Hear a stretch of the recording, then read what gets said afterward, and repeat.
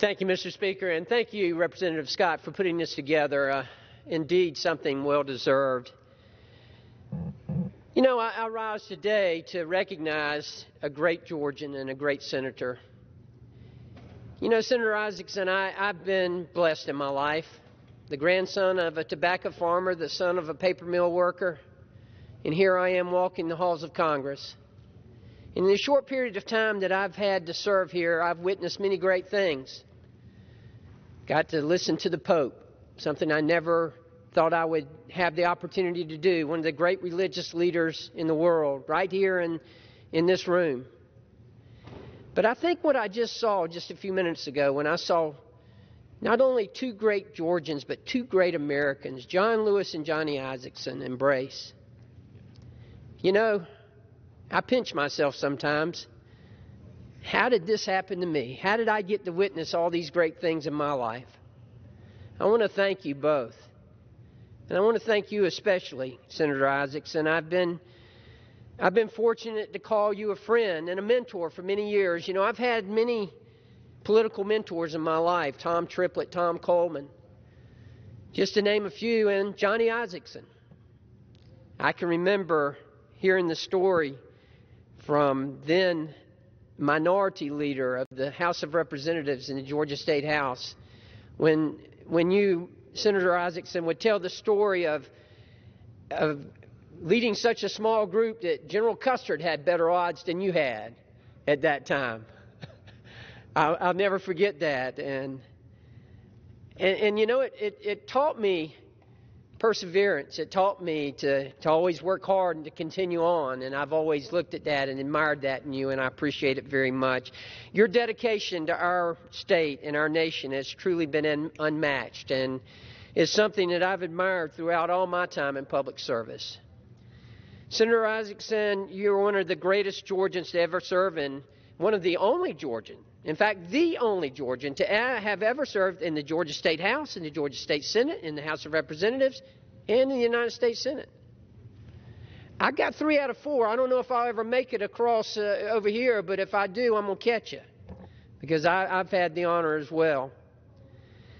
And at each of those levels that you've served, you've been successful in advancing policies for the betterment of the state of Georgia and for the United States of America. And I think that's what's so very important.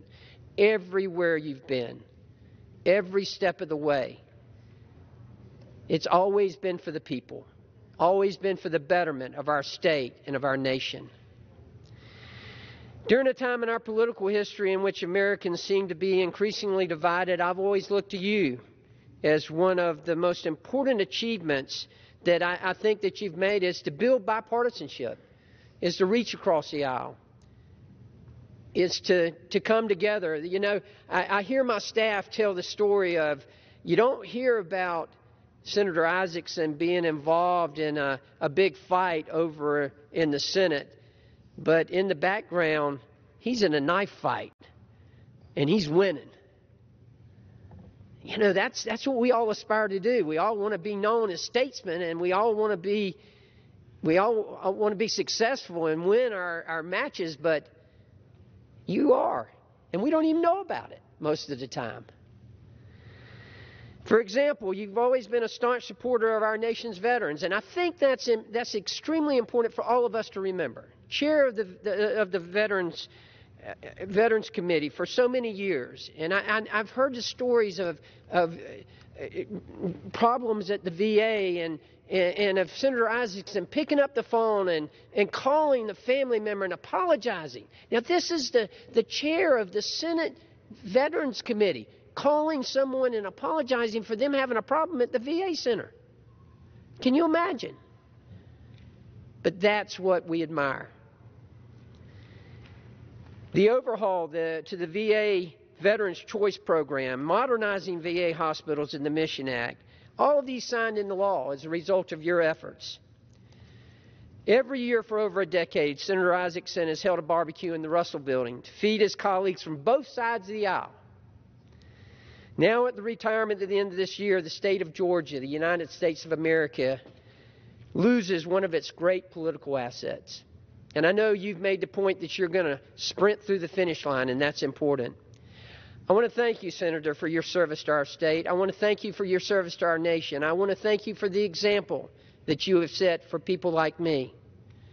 Thank you for always being a step above the political infighting in order to do what you truly thought was best for Georgians. And as you continue to do what is best for your health, you and Diane will always be in my thoughts and prayers. Thank you, Senator, for your service to our country. God bless you.